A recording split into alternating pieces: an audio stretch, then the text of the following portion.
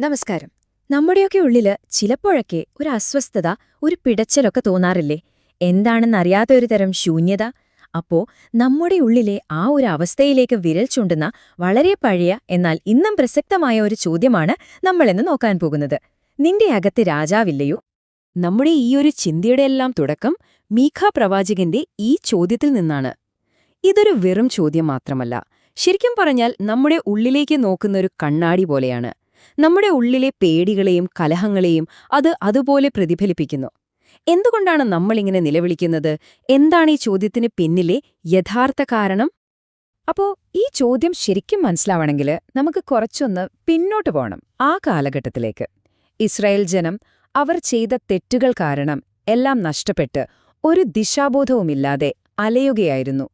ഒരു നേതാവില്ലാതെ, ഒരു രാജാവില്ലാതെ, തങ്ങൾ തീർത്തും ഒറ്റപ്പെട്ടുപോയി എന്നുള്ളൊരു ഭയത്തിൽ അവർ ഉറക്കെ നിലവിളിച്ചു. പക്ഷേ സൈനത്തെ ദൈവം ഈ സാഹചര്യത്തെ കണ്ടത് വേറൊരു രീതിയിലായിരുന്നു. അവിടുന്ന് ചോദിച്ചതിതാണ്, പ്രശ്നം ഞാൻ നിങ്ങളെ വിട്ടുപോയതല്ല, മറിച്ച് നിങ്ങൾ എന്നെ നിങ്ങളുടെ ജീവിതത്തിൽ നിന്ന് പുറത്താക്കിയതാണ്. അതായത് ദൈവത്തിന്റെ അഭാവമായിരുന്നില്ല, മനുഷ്യന്റെ അകൽച്ചയായിരുന്നു അവിടുത്തെ യഥാർത്ഥ പ്രശ്നം. ആയിരക്കണക്കിന് വർഷം കഴിഞ്ഞിട്ടും സത്യം പറഞ്ഞ ഈ അവസ്ഥയ്ക്ക് വലിയ മാറ്റമൊന്നും വന്നിട്ടില്ല, അല്ലേ? നമ്മുടെ ഹൃദയത്തില് ഒരു യഥാർത്ഥ ഭരണാധികാരി, ഒരു രാജാവില്ലാത്തപ്പോ അത് കൺട്രോളില്ലാത്തൊരു നഗരം പോലെയാകും. അവിടെയാണ് നമ്മുടെ എല്ലാ ഉത്കണ്ഠകളും ആശയക്കുഴപ്പങ്ങളും തുടങ്ങുന്നതും. ഇത് ഒരുപക്ഷെ നമ്മളിൽ പലർക്കും അറിയാവുന്നൊരു കാര്യമായിരിക്കും. പുറമേ നോക്കുമ്പോൾ എല്ലാം അടിപൊളിയാണ്, ഒരു പ്രശ്നവുമില്ല. പക്ഷേ നമ്മുടെ ഉള്ളിന്റെ ഉള്ളിൽ എന്താണ്? ഭയം, ശൂന്യത, ചിലപ്പോൾ കടുത്ത നിരാശ. ഇതാണ് രാജാവില്ലാത്തൊരു ഹൃദയത്തിന്റെ ഏറ്റവും വലിയ ലക്ഷണം. ഇവിടെയാണ് യേശുവിന്റെ വാക്കുകൾക്ക് ഭയങ്കര പ്രസക്തി വരുന്നത്. അവിടുന്ന് പറയുന്നു, ഞാൻ നിങ്ങൾക്ക് സമാധാനം തരുന്നു, അത് ലോകം തരുന്നതുപോലെയല്ല. ലോകം തരുന്ന സമാധാനമെന്ന് പറഞ്ഞാൽ നല്ല ജോലി, പണം, നല്ല ബന്ധങ്ങൾ, ഇതൊക്കെ ആശ്രയിച്ചിരിക്കും. പക്ഷേ യഥാർത്ഥ സമാധാനം ഉള്ളിൽ നിന്ന് വരുന്നതാണ്. സാഹചര്യങ്ങൾ എന്ത് തന്നെ ആയാലും മാറാത്ത ഒന്ന്. ഇത് തന്നെയാണ് ഇസ്രായേൽ ജനതയ്ക്ക് സംഭവിച്ചതും.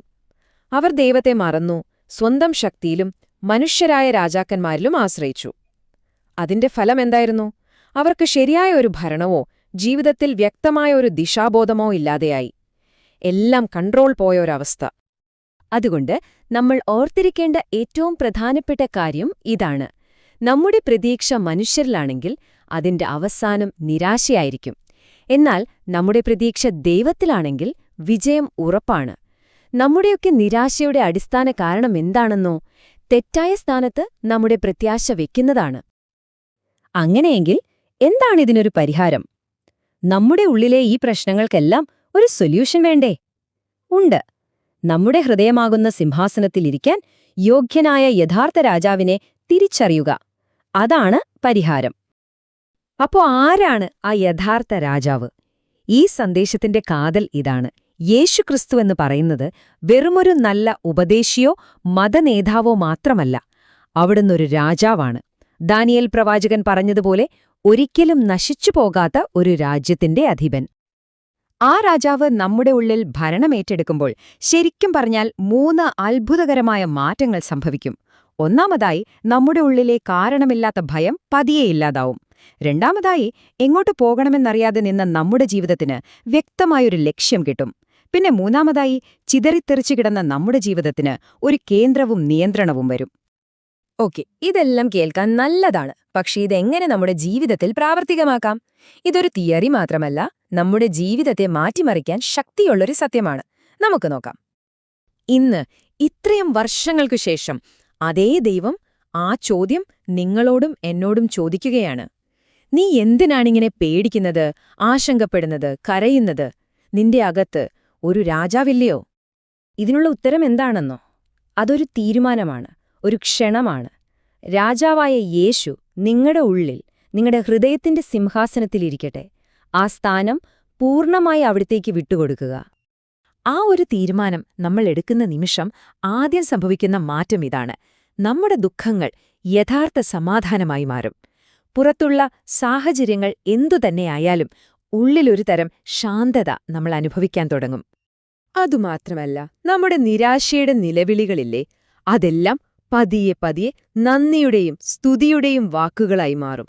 കാരണം നമ്മുടെ ജീവിതത്തിനിപ്പോൾ ഒരു അധിപനുണ്ട്, ഒരു രാജാവുണ്ട്. നോക്കൂ, നമ്മുടെ ഉള്ളിൽ ഒരു രാജാവില്ലെങ്കിൽ എല്ലാം താറുമാറായിരിക്കും. എന്നാൽ യേശു നമ്മുടെ രാജാവാകുമ്പോൾ ഒരു പുതിയ നിയമം അവിടെ നിലവിൽ വരും.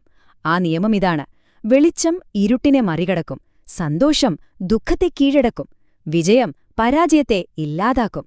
കാരണം യഥാർത്ഥ രാജാവ് നിങ്ങളുടെ ഉള്ളിൽ വാഴുന്നു.